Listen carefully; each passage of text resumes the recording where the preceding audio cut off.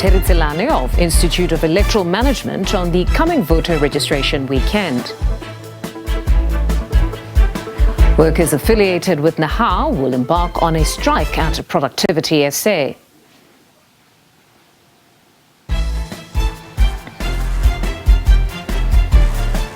A very good afternoon. We're coming to you live from our studios here in Auckland Park, Johannesburg. Thank you very much for tuning in. You're watching The Week Ahead. You can interact with us on social media platforms. It's at Week Ahead, and our hashtag is The Week Ahead. I'm your host, Mfundo Mabala.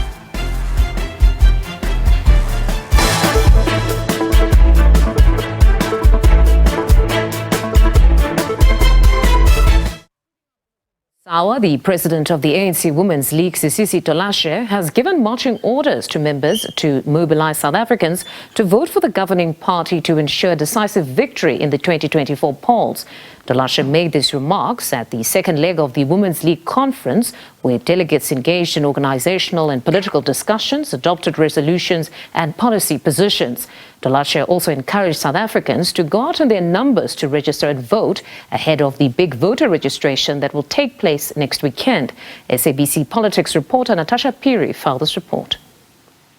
As the ANC seeks to work towards what they call an outright majority post-2024 polls, the ANC Women's League has given a clarion call to the women of green and black regalia to work hard if they want to secure victory next year. We have already committed in the Dobsonville rally.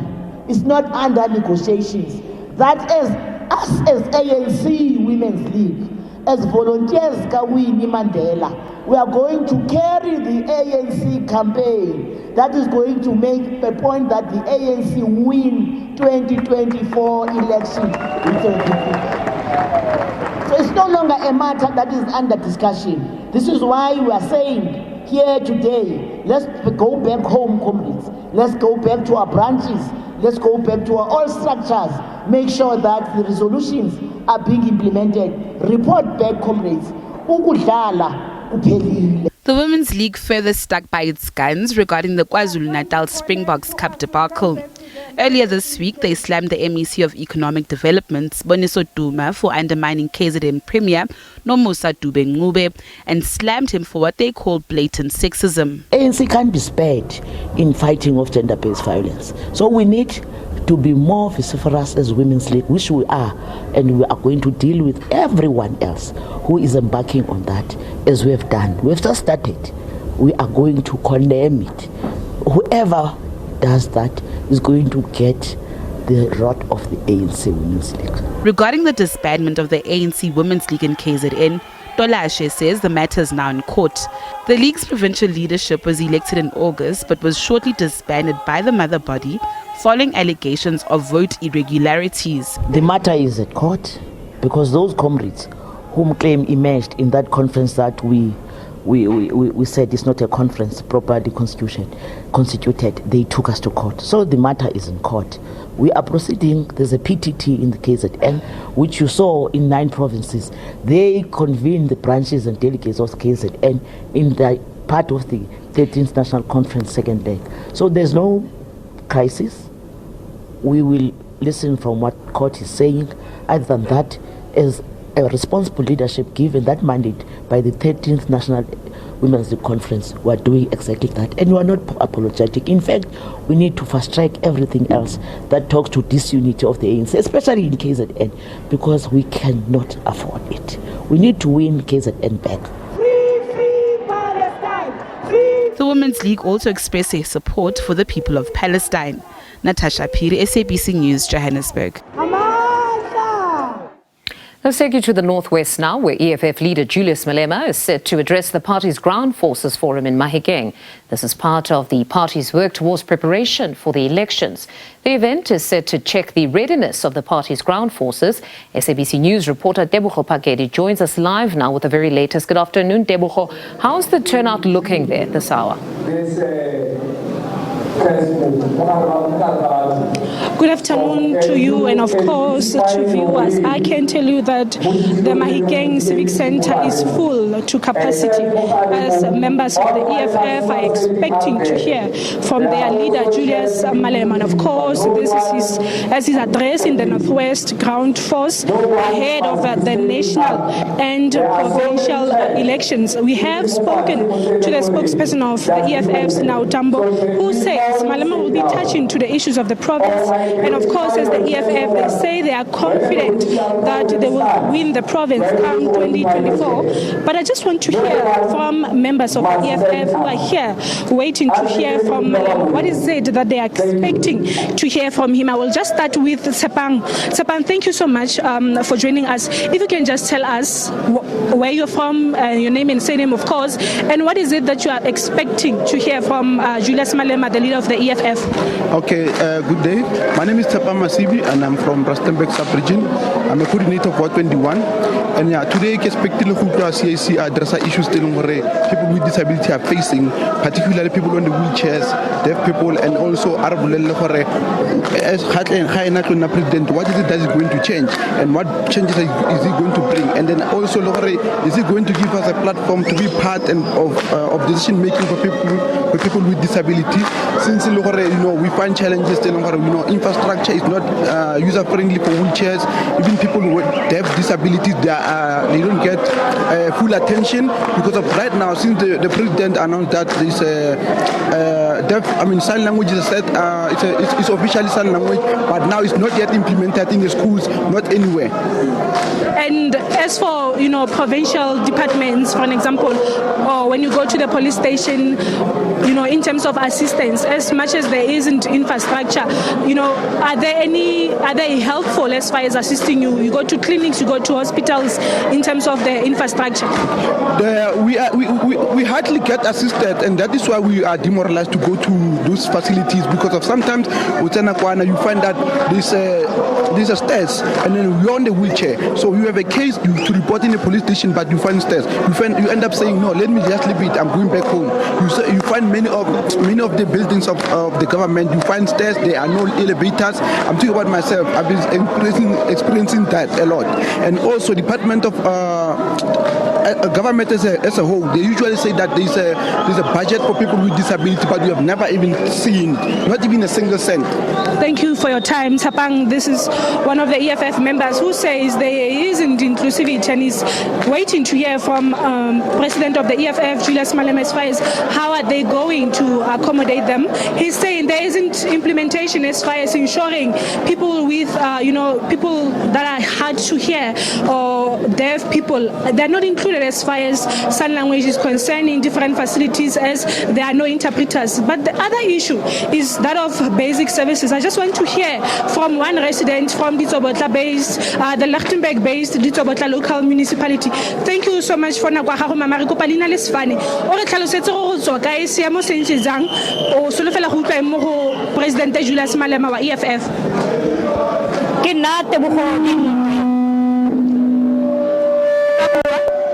natebogo Grace Dimpe ke tlhako ngaka modiri Malema ko Ditsobotla ra sokola ba gaetso ha rena metsi ha rena didirelo ha rena nix gore ha ile maso gone gore go tlisa botlhoko o tshwantse re terotlhe ka dikgamelo re ka ko sa tenya kereke ya buresa steri re go kopanetse ko bathong re ya go Andres ene go khakala re ya go kopanetse ko teng ha gona metsi di suri tshedi a dutla ha gona sepe se diragalang di masepala di a ja ba tswalella metsi 3 months o ntse sa kreye metsi di fridge di ankga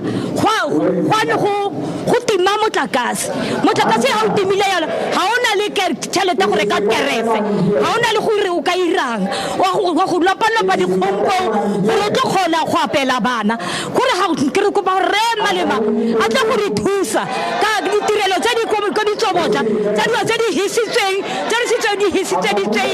rona ra sokola e sale ke tsogile 6 o'clock ke go gametse gore ne bana ba sekolo ba khone go tlhapa fela metsi a seo re na le dikgwedi metsi di-sewage di a nkga di-toilete di a nkga ga o na le leso ke mathata gore go nkga ntlo yotlhe. Thank you so much, Kilabrile Tata Mama. This is one of the residents from Lichtenberg. She's saying there is no water, there's sewage spillages, refuse is not being collected. He has given up on her own municipality. It's about the local municipality. You would know it's one of the municipalities with quite some challenges in the Northwest Province. Allegations of ghost workers. We saw by-elections last year, but really nothing is improving. But those that have been complaining as well are the youth, students. I just want to hear from one of them. Thank you so much for your time. You are here today as Malema is expected to address the ground forces of the Northwest, in the EFF Northwest Ground Force. What are you expecting to hear from him? No, thank you very much. My name is Malema. I'm the chairperson of the EFF in Northwest University. What I'm expecting is that I want the CIC to touch on the issues that affecting students, which is NSFAS direct payment system. Currently, we are having a NSFAS direct payment system, of which is not favorable to the students. We've got about 3 months without students getting allowances because of a new direct payment system that is introduced, which made sure that students are defunded. So we want students to hear what is the plan of the CIC by ensuring that there is transformation and there is a development in terms of students benefiting from NSFAS and also doing away with direct payment system, since well it's not favorable for the students. Thank you so much for your time. He is saying there that they do have challenges as students. You would know the ongoing concern of the payment system of the NSFAS, but I can tell you that at the moment, the secretary of the EFF in the Northwest, Papiki Babuile, is busy checking credentials as to whether all districts are represented. As you would know, the EFF in the province has about 403 branches.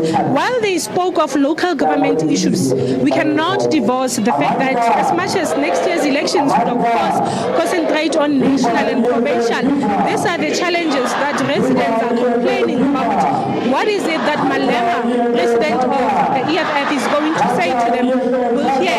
He was supposed to start about 2 hours ago, an hour ago in actual fact, but he's not arrived just yet, but we are told he's in Mahikeng as we speak, but we'll hear as the program goes. What is it that he says to the EFF members here in the Northwest? Back to you, studio. All right, thank you very much, Deboko. That was in fact going to be my question, that when do we expect then the leader of the EFF to address the ground forces there? But as you've stated, he's delayed, but indeed he has arrived in Mahikeng. So we'll leave it there for now and catch up with you as soon as he does arrive to address the ground forces. That's our reporter, Deboko Pagedi, in Mahikeng for us. To this story now, the DA's newly elected Western Cape leader, Tertius Simmers, says he's humbled by his election to the party's top spot in the province.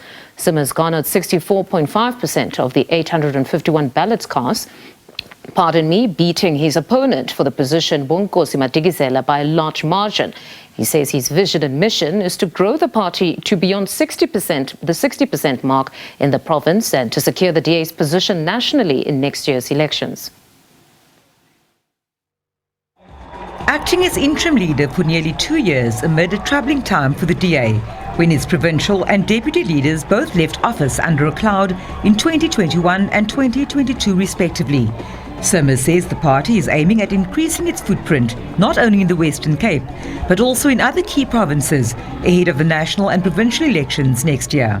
The DA Western Cape is a showcase of what DA governance is, which is why we see ourselves as needing to contribute in terms of the number of votes to increase and to ensure that our national objective, as our federal leader earlier said, is to see how can we ensure that that pot of national votes increases for the party.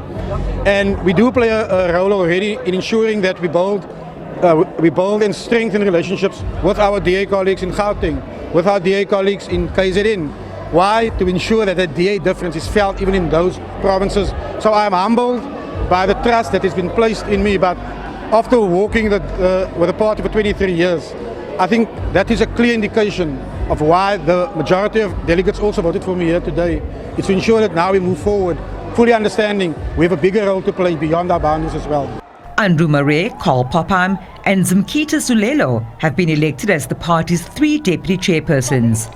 For me, we must be on the ground between our citizens, and good governance is what brings people to the table. And also look at our very vulnerable areas. There's still a lot of work to do, and we can only do it when we register to vote and when we look after our people in our communities. I want to just thank the delegates for believing in me. I have done a lot of work in the PEC in the past 3 years. So to be given another opportunity to work with young people that are going to take this DA forward, I am honestly humbled and excited because I have a lot of work that I still need to do. The party's federal leader earlier said the upcoming election is critical for good governance and the party. As sure as night follows day, if that coalition of corruption gets into power here in the Western Cape, the roads will start exploding like they are in Johannesburg. People will be losing their lives in building fires like they are in downtown Johannesburg. Until taps run dry and people will remain without electricity for weeks at a time without even load shedding. That's what the coalition of corruption brings. And do we want that here in the Western Cape? The party's provincial chairperson Yaku Lund, deputy leader Jordan Hill-Lewis and finance chairperson Eric Murray were uncontested. Grant Twig and Xanthi Limburg were among 4 additional members elected. Vanessa Puna, SABC News, Cape Town. Freedom Front Plus says it's confident that the Western Cape will have a coalition government after the 2024 elections. The party has also called on its members and supporters to register to vote in next year's elections. As Mercedes Percent reports, the FF Plus has launched its 2024 campaign ahead of next week's voter registration weekend. Hundreds of supporters gathered at Every Nation Church in Goodwood, listening to a bit of political talk and enjoying some entertainment.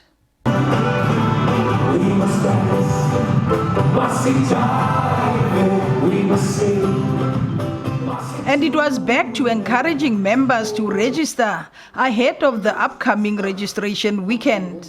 Remember that. Understand your electoral system. Understand the voting procedures, so that you do not waste your vote. And we must remember, every vote counts. Don't let anyone tell you that your vote is wasted. Groenewald says it's critical for eligible voters to understand that the Electoral Amendment Act has brought changes. He says they should be aware that they can only vote in their voting districts. It is very important to know that there's a change in the Electoral Act in terms of independent candidates. You can only vote in the coming election at the voting station where you registered. And that is very important. In previous elections, you could have voted, for instance, for your province in any place where you were at that stage in the province, or national, any place in South Africa. But because of this amendment of the Electoral Act, you can only vote at your voting station. Therefore, my appeal, please go.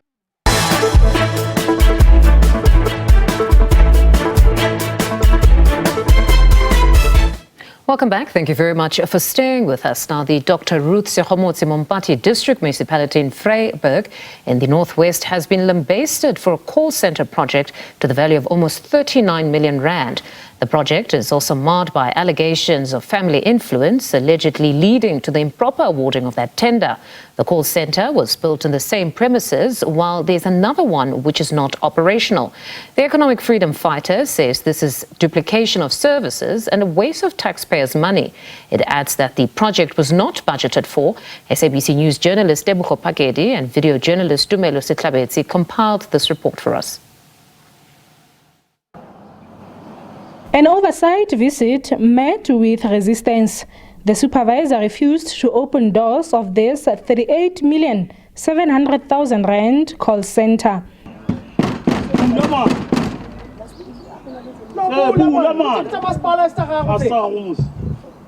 The EFF finally gained access. Call center agents were on standby on 6 computers. The call center number was dialed and shockingly, no calls went through. If I I did call him. No, I would love to call because if I'm in distress and I'm calling, I would want to. Maybe that's what he's explaining, that maybe you might find that it has not been resolved in terms of payments. But now. But so payment, allowed to call out and incur cost. Because when you call out, that's when you incur cost. But when a person calls in, why does it not allow people to either call in but not calling out? The EFF says this project is of no value for money. As the EFF, we are saying there's no value for money in terms of the 8 million that was spent for the call center, because the call center, we went through it to do our oversight. You can see the systems are down. It means this thing of saying the call center will work towards ensuring that people they call for when there are emergencies. It's a fallacy. It doesn't exist. The ANC councillor in the Dr. Ruth Municipal Gaolahle Khabo says he raised the alarm about this project last year. He alleges that bloodline influenced the awarding of the tender. You know that according to the supply chain management policy, you can't participate in any process that you are conflicted in. But in this situation, towards the appointment of this contractor, you'd realize that the chairperson of the evaluation committee and the chair of the adjudication committee are related in terms of bloodline. That's what has led to their cousins being appointed in the 38 million contract. The appointment letter sent to W Cyber Solutions JV in January highlights an agreement of 38,753,000 rands. The Portfolio Committee on Finance and Cooperative Governance says not only did the contractor, W Cyber Solutions JV company, not qualify for the tender, but the project was also not budgeted for. 4 companies bidded, 2 of them were scored 0 in every aspect, and 2 other companies were scored 20 points each respectively, leading to 40. But the recommendation somehow miraculously says this company that has been scored 0 must be awarded there. What makes matters worse is that there was no budget for this particular process. Meanwhile, the municipal manager of Dr. Ruth Municipal District Municipality has defended the building of a call center. The service provider is appointed for 38 million for a period of 3 years.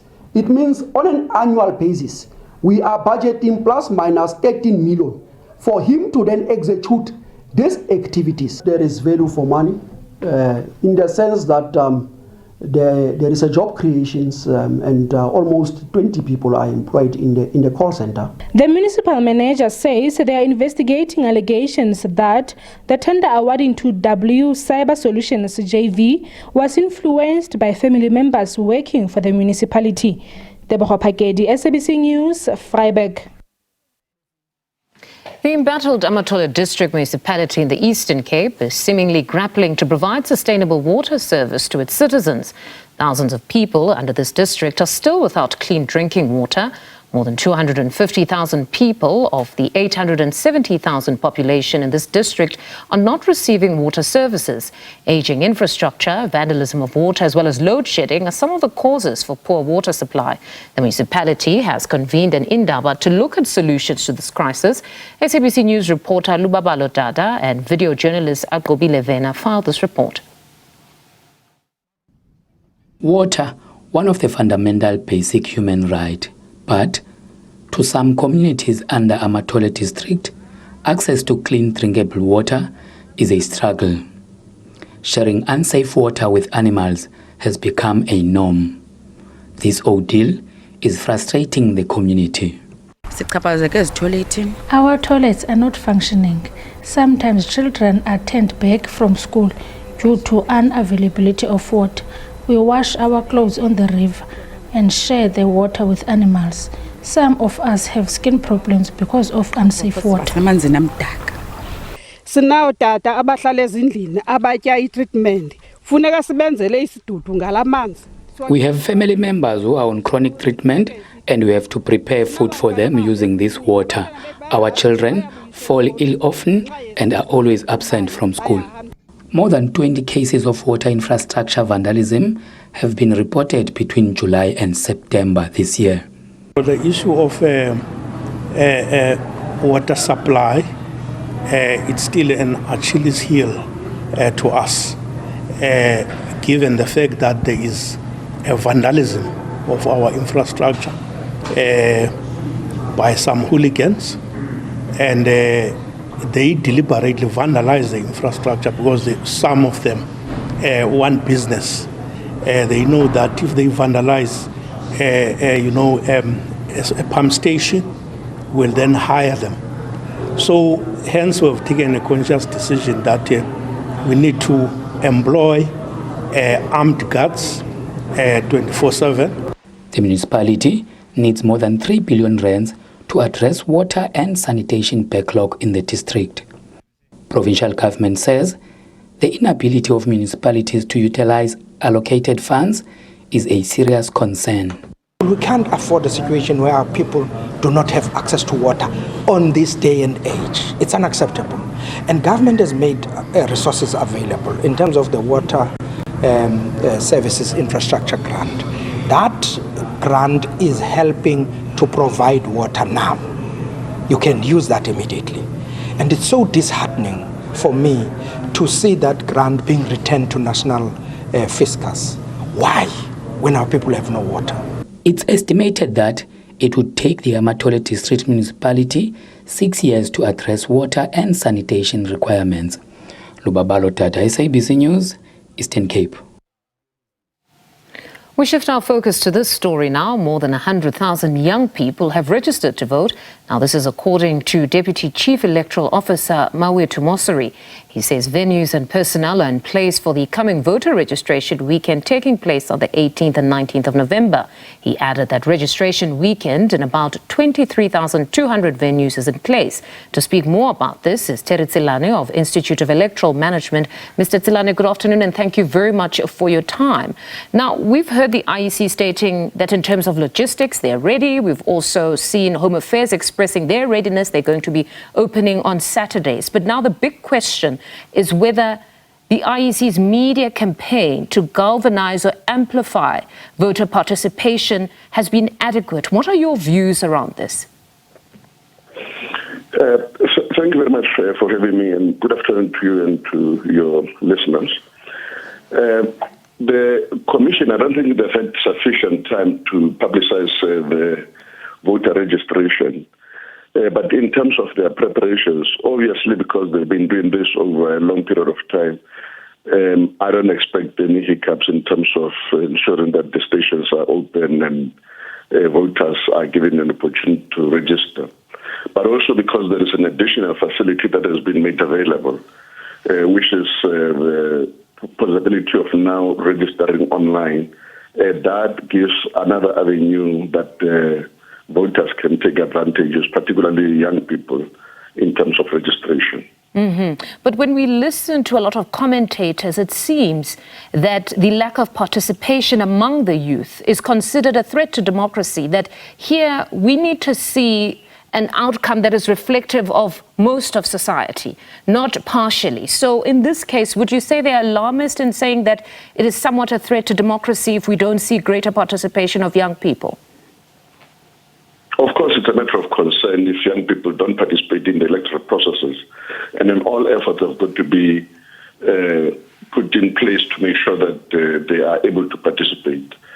Because the legitimacy of the electoral process is largely dependent on the greater participation of people. Now, if young people don't participate and we say that they are the future, then even though it does not make the elections to be not credible, it does create a certain level of legitimacy issues for those people who are not participating. Now, many are saying that the 2024 elections are possibly going to be that watershed moment in South Africa's democracy because of the 30-year milestone and the so-called second transition, as some have called it. What are your views around this conversation of it possibly being that watershed moment?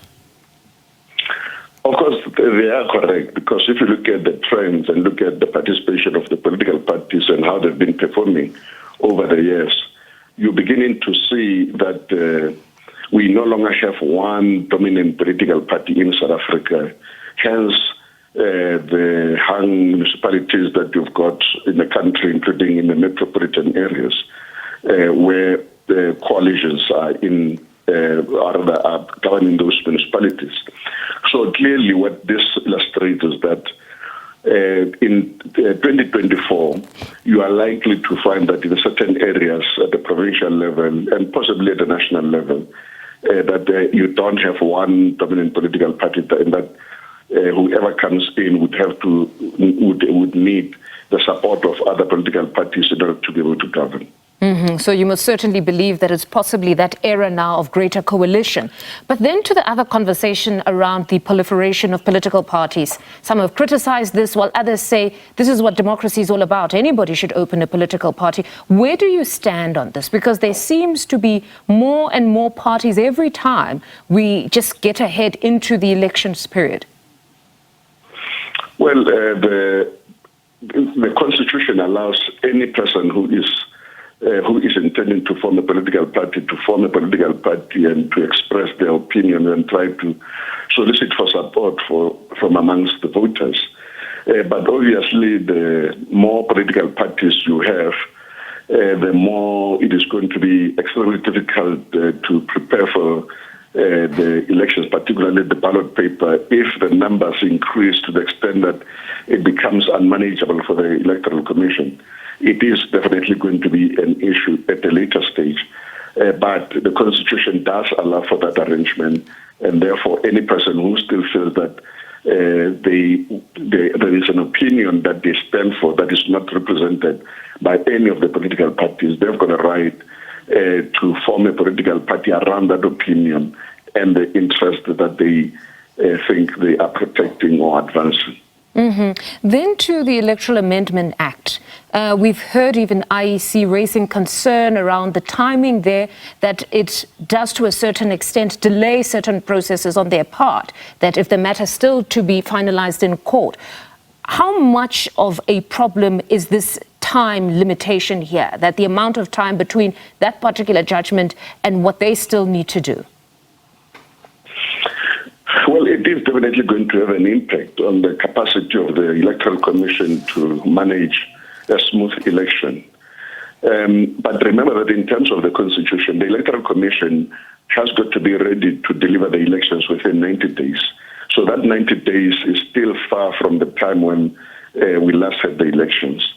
You may recall that in terms of the Constitution, again, the Electoral Commission or the elections have got to be convened within 90 days of the date of the last election. So you still have a long time, because the last election, I think, were on the 10th of May.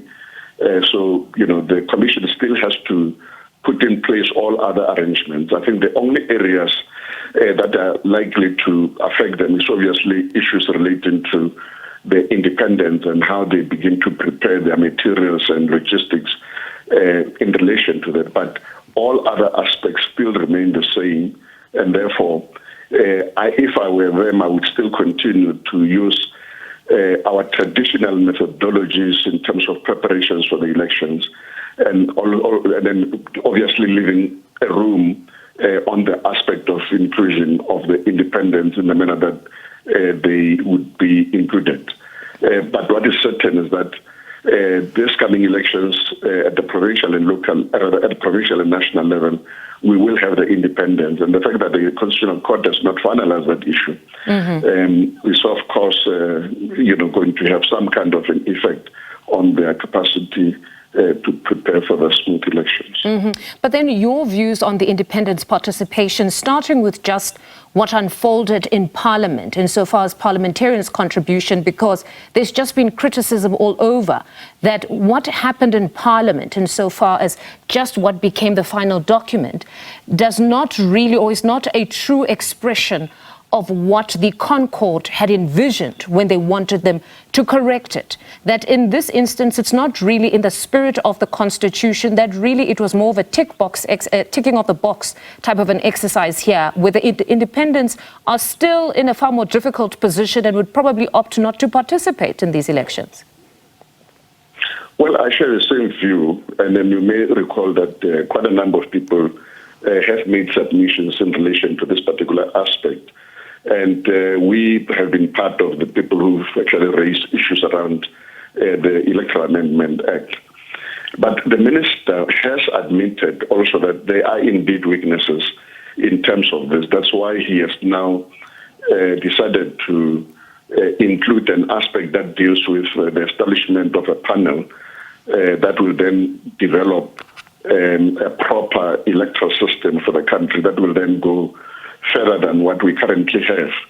So that hopefully that will then begin to be almost a revolutionary arrangement in terms of how the electoral system is structured in South Africa. But the current one has got obviously quite a number of weaknesses. And then hopefully the Constitutional Court will correct some. But in the long run, the minister has opted for establishment of a panel that will then look at the electoral reform in the country. Some have gone as far as even saying that it was actually far-fetched that parliamentarians would have sought to make amendments that put them either in an equal position with the independents or advantage the independents, that perhaps it was never the forum in this instance, that there shouldn't have been an expectation for them to make those changes because the current system suits them just fine. Well, it's unfathomable that Parliament or parliamentarians would actually reject the Constitutional Court decision or judgment. And in this case, even though they may not really like the issue of independence, they've got no other option but to make sure that they implement the Constitutional Court judgment in terms of the inclusion of independence. Which they did. Apologies for interjecting, which they did, but then it became what some have said a watered-down version of what the Concourt actually requested of them. No, definitely. That's why there have been quite a number of issues that have been raised by the civil society. And as I indicated earlier on, that the current act, the Electoral Amendment Act, does not go far enough to really satisfy the expectation of the South Africans as well as those who intend standing as independents. And then therefore, I'm pinning my hopes on the panel that is going to be established that will then look at the whole reform of the electoral system in South Africa. All right. Mr. Tsilane, thank you very much for your time this afternoon. That was Terry Tsilane of the Institute of Electoral Management. More news on the other side of this break. Do stay with us.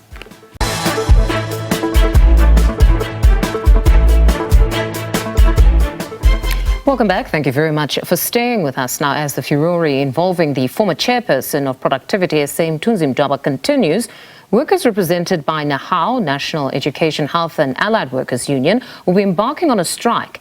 The strike over an increase in wages is expected to halt all services to companies on programs, including administrative support. Productivity SA, with 102 staff members, offers services such as business turnaround and recovery program to solve business challenges, among others. They're demanding a 7% increase, while the employer is offering 4%. Productivity SA employees are going to embark on a protracted strike starting from the 13th of November 2023.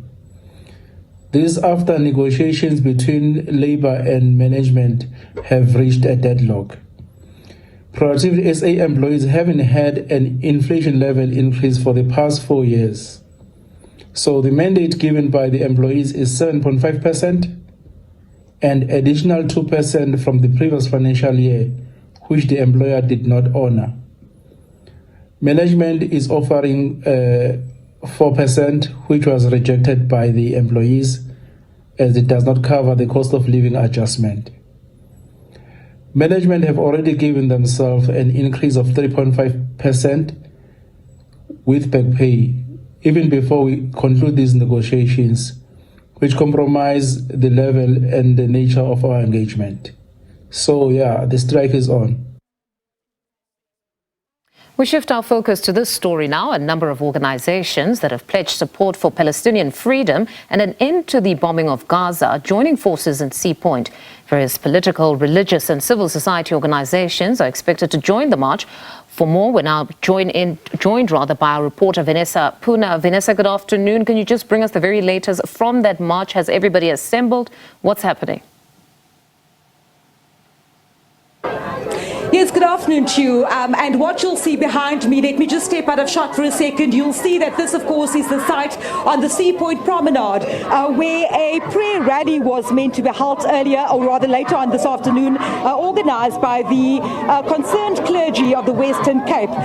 They were to pray for Israel as well as South Africa, but we understand at this point that the event, the prayer service has been called off. What you see behind us is a police line and a number, hundreds of pro-Palestinian supporters that have come out in support of Palestine and against the planned peace or prayer rally by the Cape, or rather the clergy that was supposed to have that prayer service here a short while ago. What we saw was the letting off of stun grenades by police, public order policing, as well as some people being led away by the Metro Police officers after clashes, because I saw one or two Israeli flags, and some of the pro-Palestinian supporters then went in and basically ripped the flag apart, and of course scuffles followed, after which the police jumped in, of course, and I see some people were taken away. I can't tell you at this point whether there were any arrests made, but we will, of course, check in with police a little later on. Let me just bring in Vivian Myberg here. Sorry, is it Vivian Myberg? Yes. Vivian, good afternoon to you. We are coming to you. We are live on SABC News. There was supposed to be a prayer rally here today. Explain to me who you are, which organizations were present, and whether this event has now been called off. Yeah, I'm from the International Christian Embassy. We represent a group that is standing with Israel at this time. There are many Christian pastors that were going to be part of this. We got our legal permits. It was going to be a praise and a prayer event, praying for South Africa, praying for Israel, standing with Israel in solidarity after these murderous attacks that happened on the 7th of October. It's the worst amount of Jewish people that have been murdered since the Holocaust.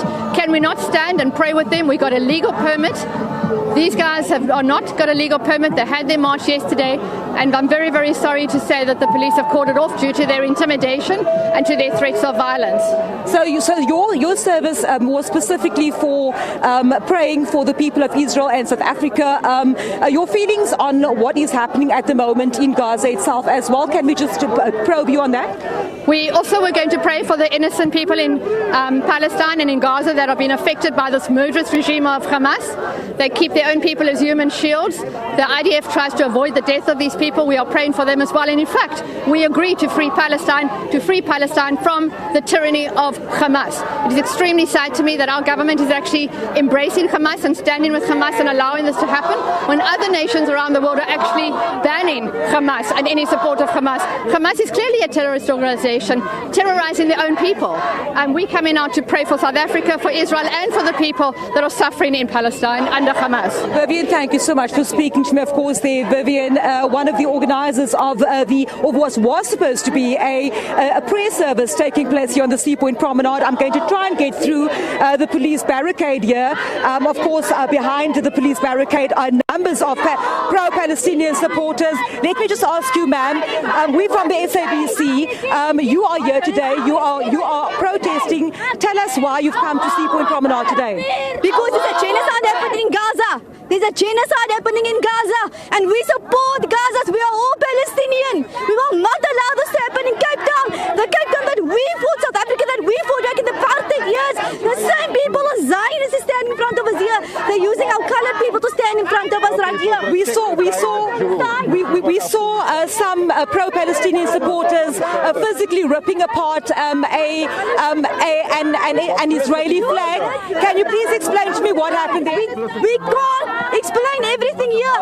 Did you also see how the police threw women to the ground here? Did you see that? Did you see how they were pushing women aside? Did you cover that? Where were you? You just across the road. Did you see that? You care about the flag? Care about the flag that's up in the sky? Not allow them to raise their flag here. We are Palestinian. We are for Palestinian. We are not going to allow them to raise that flag here. Our women, our children, our adults, we are all dying. We are here for justice. We are here for the right reason. So, as we've just heard from two of the pro-Palestinian supporters here, very vehemently saying that they will not tolerate the raising of the Israeli flag here at Sea Point. I'm going to try and just give you a bird's eye view of what is taking place. I'll ask my colleague Joshua Sharrock just to show you that police line that we see there a short while ago. Also, some scuffles having taken place. The situation seems to have, at this point, been calmed down to a certain extent. We know that the planned prayer service has now been cancelled, but the pro-Palestinian supporters saying that they are not going anywhere. Let me just speak to this gentleman. Sir, very warm good afternoon to you. We are live on SABC television. We understand that you are part of the organisers which were organising a prayer service here today. I'm just someone that's invited. I'm not an organiser. Explain to us why you were due to come here today and what your purpose As a pastor, I'm here to pray today. And as a pastor, as I said to the previous people, we are in support of Israel. And when we're standing in support of Israel, we're standing in support not only of the Jewish people. We pray for the Palestinians and the Jewish people in Israel. We are not here where people say from the river to the sea, that means the annihilation of the Jewish people. That's not what it's about. We've seen clashes taking place here a short while ago. As a pastor, your views on what seems to be, seems to have been an unnecessary act, people coming to blows in some instances. Is this something that you condone? We don't accept it. Yesterday they had their own march and no one contested it. Today this was organised under the city of Cape Town, and obviously they've invaded our space. But you know what? We as Christians are supposed to love everyone. We're not here to fight. So as a Christian, we don't fight. But as a Christian, we're standing as a church. Let me speak as a church. We've collected funds that are supporting the Palestinian people and the Jewish people that have gone through hardships. Pastor, thank you so much. Just for our records, your name, please, sir. Brad Espen. Thank you very much for your time. Of course, they are one of the invited guests, which, of course, now saying that it cannot go ahead because of the strong pro-Palestine supporters that have come out here behind me. You will see the sea of pro-Palestinian flags and, of course, also banners saying that trying to read Israel, Zionism, and I see something about racism as well. So from Sea Point in Cape Town, this is the situation currently happening with those clashes having taken place earlier. That's our reporter Vanessa Puna out in the Western Cape for us. Some interesting turn of events there. We understand, as we've heard, that that particular prayer service in support of the people of Israel, as well as South Africans, praying for South Africans and the victims in Palestine, has been cancelled. Let's shift our focus now and take it to the northwest, where EFF leader Julius Malema is now addressing the party's ground forces. Let's listen in. Africa. You guys say South Africa. There is no South Africa. There is Africa. And you must do away with those things of South Africa, South Africa. We are Africa. And Africa is us. And Africa.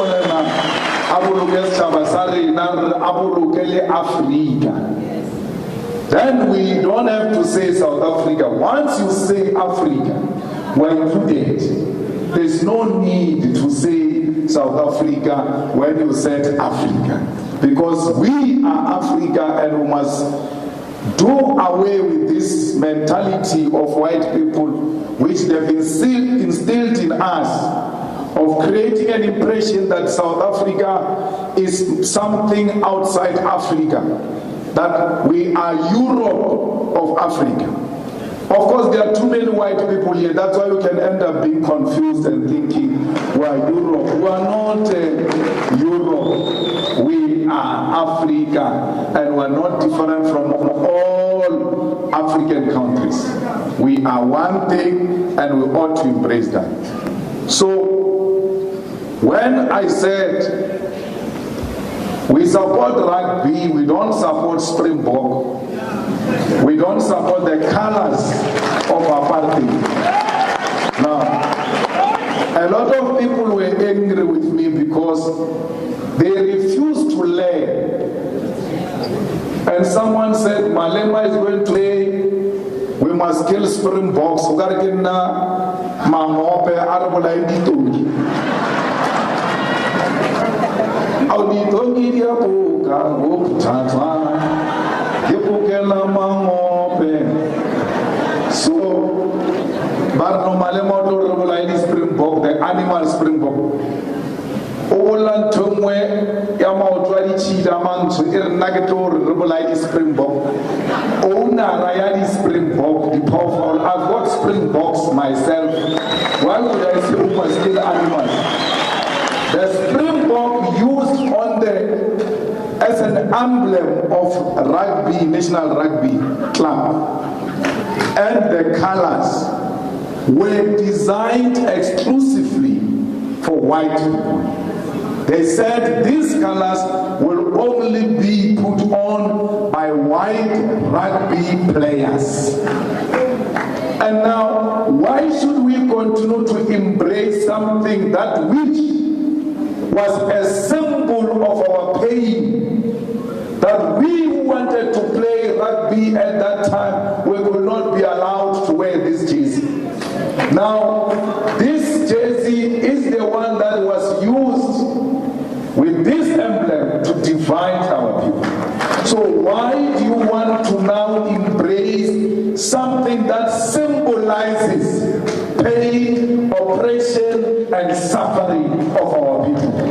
So even in the name of reconciliation, we can't reconcile on the basis of embracing things that are at the core of our division.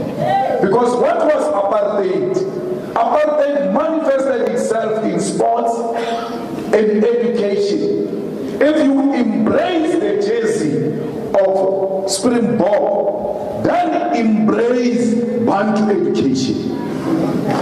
Because the whites said there is an education for blacks called Bantu education, and there is education for white people. You stood up and said, do away with Bantu education because it was designed to divide us. Bantu education for blacks only, do away with it. Rugby jersey, yellow and green plus Springbok for whites only. This was one of the things that distinguished us. This one you must wear. You have no choice, because if you do away with Springbok jersey, it means you don't want reconciliation. But when you do away with Bantu education, which is the same as Springbok jersey, no, you can't do that. Springbok jersey is reconciliation. It's an absolute rubbish that Springbok jersey is reconciliation. Springbok jersey and its emblem represent white supremacy. It was an Afrikaner pride. And you can't say, we don't sing this time. We don't sing this time because it was an apartheid national anthem, not because it's sang in Afrikaans. We can sing any song in Afrikaans as long as it's not an... All right, live visuals there in Mahikeng, where leader of the EFF, Julius Malema, is speaking, reiterating again the party's position around the Springbok emblem, as you would have heard there, him saying that it indeed for them symbolizes white supremacy. Well, that's where I leave it for today. We're back next weekend. Enjoy your afternoon further. Goodbye.